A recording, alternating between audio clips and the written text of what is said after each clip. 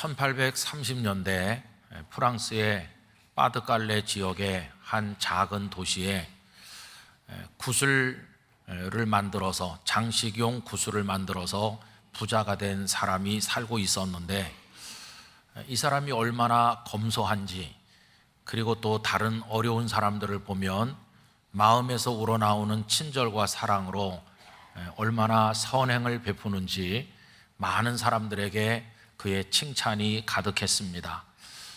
그래서 그 시민들은 마음을 모아서 이분을 우리의 시장님으로 추대하자 해서 그는 그 도시의 시장이 되었고, 있는 정성을 다해서 도시를 위해서 일하고 시민들에게 봉사했습니다. 그 시장은 마들렌이라고 불렸습니다. 오늘 설교 제목에 나오는 단어 하나를 사용한다면 이 마들렌 시장은 그 시와 그 시민들에게 꼭 필요하고 존귀한 머릿돌 같은 사람이었다고 할 수 있겠습니다. 자, 그런데 이 마들렌 시장에게도 사람들에게 숨기고 싶은 부끄러운 과거가 있었습니다. 그것은 그가 한때 감옥에 있었다는 것입니다. 그러나 사람들은 그의 과거를 아무도 알지 못했는데, 딱 한 사람이 마들렌 시장을 보면서 과거를 떠올렸습니다. 24601이라고 하는 죄수 번호를 붙이고 무려 19년 동안을 감옥에 있었던 사람, 장발장, 그를 떠올린 것입니다. 그를 기억하는 이 한 사람은 자베르 경감이었습니다. 장발장은 굶는 조카들이 안 돼서 빵을 주기 위해서 훔치다가 그 죄로 인해서 수감되었고, 사회의 부조리와 불평등에 분노한 나머지 여러 차례 탈옥을 감행한 끝에 형기가 계속 늘어서 빵 몇 개를 훔친 죄가 결국은 19년을 감옥에 있게 만들었습니다. 19년 이후에 가석방 상태로 풀려났지만 이 자베르 경감은 그를 다시 감옥으로 돌려보내야 된다고 굳게 믿고 있었습니다.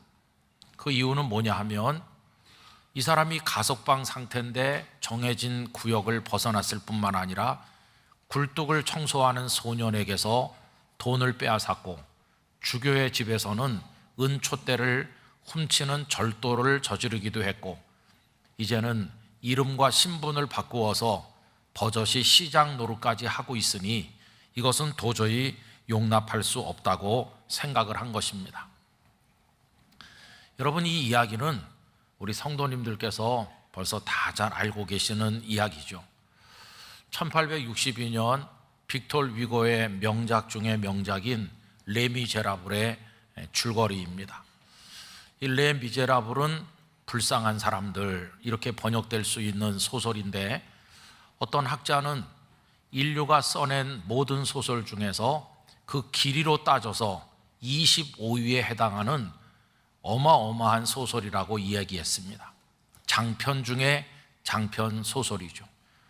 이 레미제라블에 동원된 프랑스어 단어가 무려 65만 5,478개의 단어가 동원되었다고 합니다. 그 안에 무수하게 많은 사람이 등장하고 많은 철학 사상들이 나옵니다.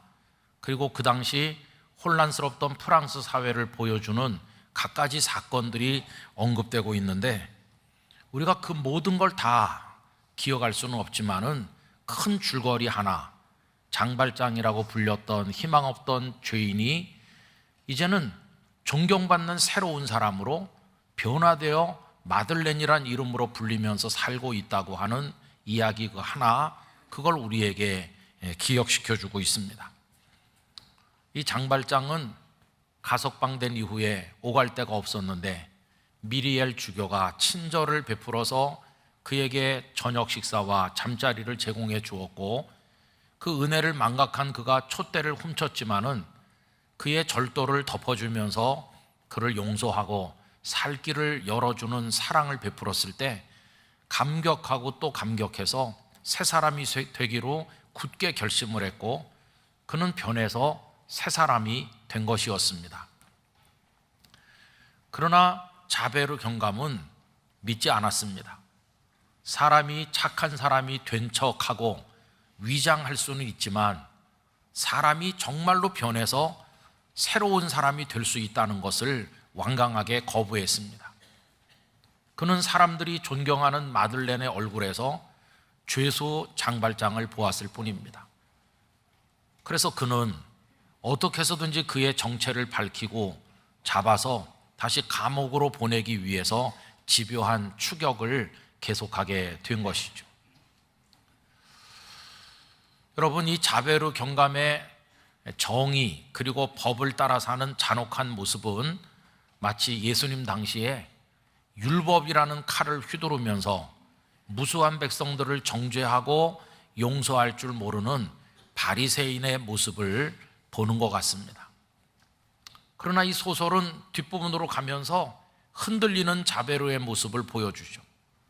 결국 자베르는 정의와 법이라고 하는 칼을 휘두르며 살아왔던 자신의 전 생애에 대한 깊은 좌절과 환멸을 느낀 나머지 스스로 생명을 끊게 되는데, 사람을 진정으로 변화시키는 위대한 사랑 앞에 무릎을 꿇은 것이라고 말할 수 있겠습니다.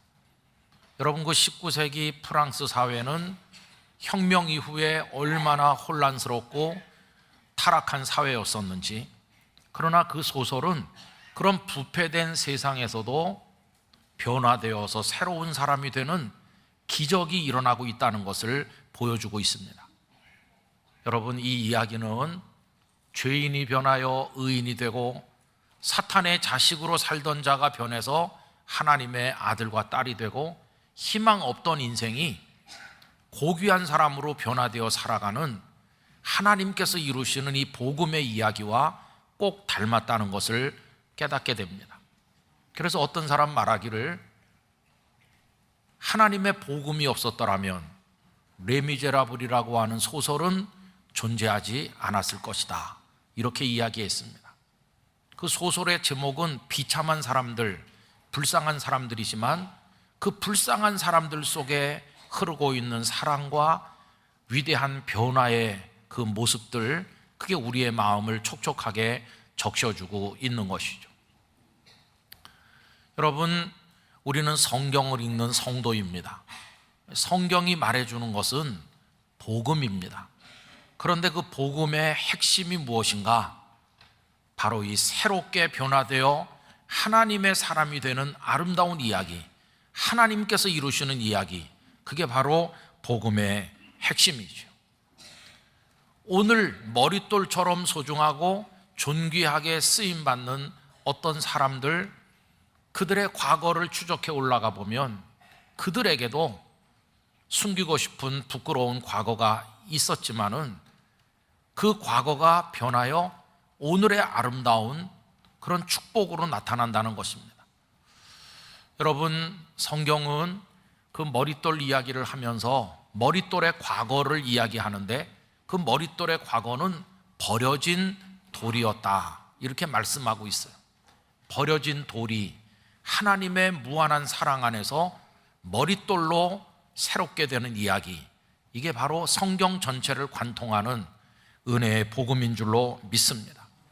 그 복음을 예수님께서 이 땅에 가지고 오셔서 친히 보여주시면서 우리에게 선물하여 주신 것입니다. 오늘 우리들은 사도행전 4장 말씀을 읽었는데, 사내들인 공회 앞에 끌려간 사도들의 모습을 보여주죠. 여러분, 경위는 이렇습니다. 예수님께서 부활하시고 승천하신 이후에 사도들에게 하나님의 성령께서 충만하게 임하셨고 그들 속에 역사하셨습니다. 사도들은 나가서 예수 그리스도의 십자가와 부활의 복음을 힘있게 증거했고 많은 사람들이 주께로 돌아오게 됐습니다. 그러다가 사도행전 3장에 보면 성전 미문에서 구걸하는, 태어나서 단 한 번도 일어나서 걸어본 적이 없는 불쌍한 장애인 거지를 나사렛 예수 그리스도의 이름으로 일어나 걸으라 베드로와 요한이 명했을 때 그 사람이 벌떡 일어나서 걷기도 하고 뛰기도 하는 깜짝 놀랄 기적이 일어나게 되었고, 놀란 사람들이 솔로몬 행각으로 다 모여들게 되었을 때 이 사도들은 그들에게 증거했습니다. 우리가 이 사람을 일으킨 것처럼 생각하느냐? 우리가 이 사람을 일으킨 것이 아니라 예수 그리스도의 이름으로 이 사람이 일어났다. 너희가 십자가에 못 박아 죽인 그 예수님을 하나님께서 살리셨고 우리의 임금과 구주가 되게 하셨다.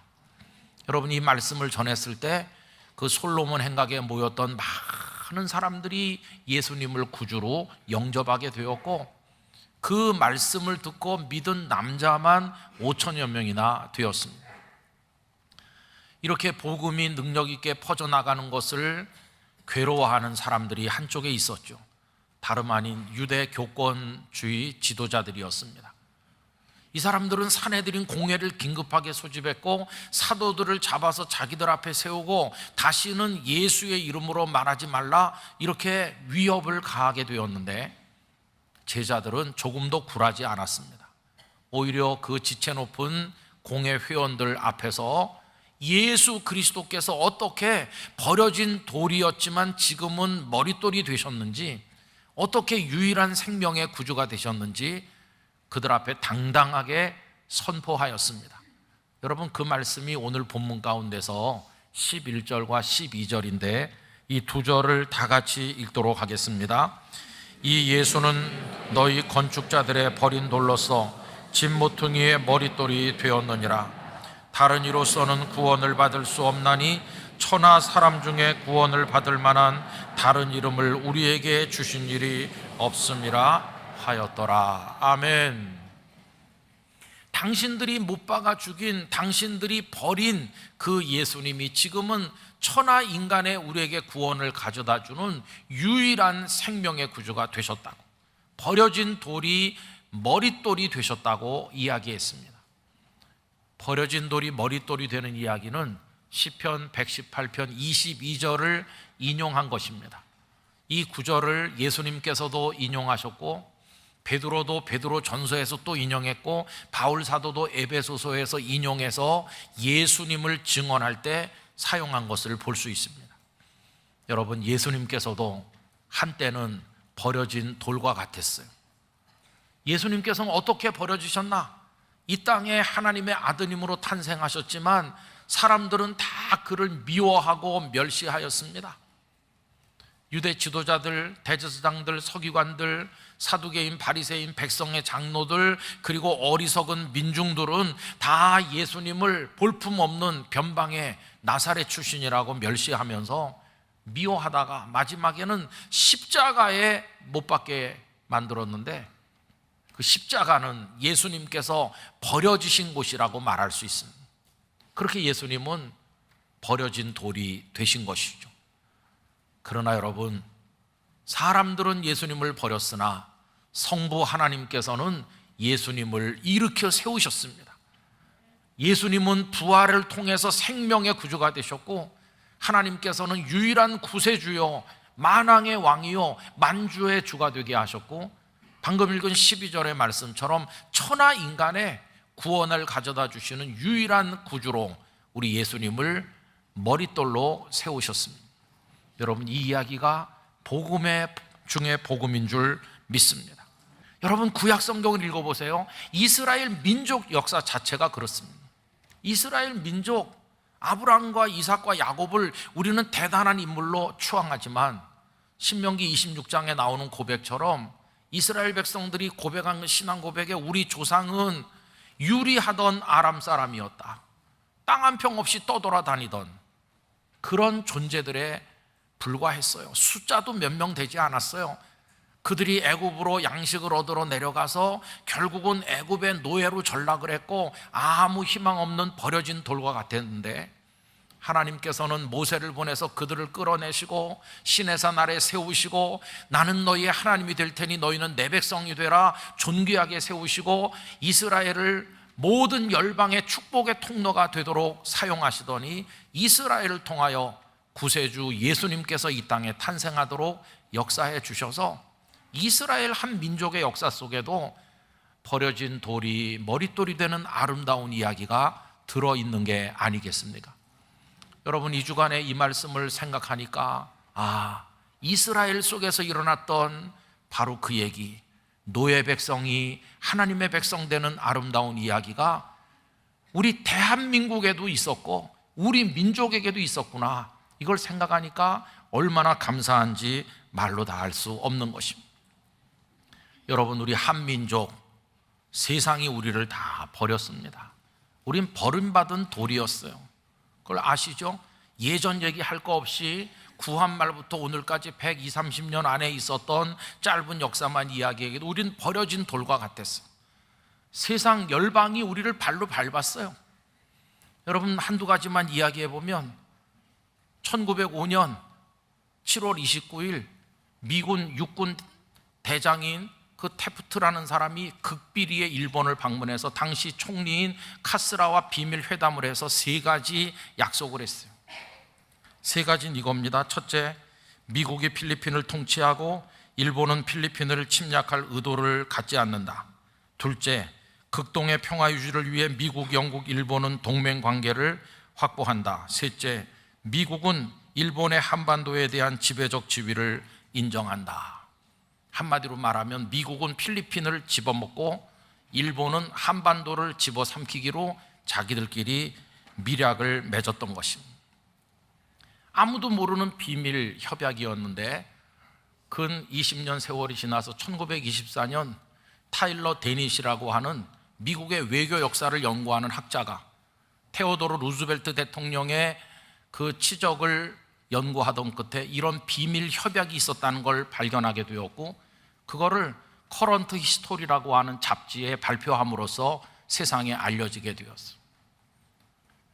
일본이 한반도를 먹도록 미국이 인정해 준 게 1905년 7월인데 그 바로 다음 달 8월 12일은 제2차 영일 동맹을 맺어서 영국이 일본에게 그걸 동의해 줬고, 그 다음 달 9월 5일은 러시아와 일본 사이에 그 포츠모드 조약이라는 걸 체결해 가지고 러시아도 한반도를 일본이 차지하는 것에 동의하였습니다. 우리는 모르는 사이에 세상 여러 강대국들이 우리를 다 버린 것이,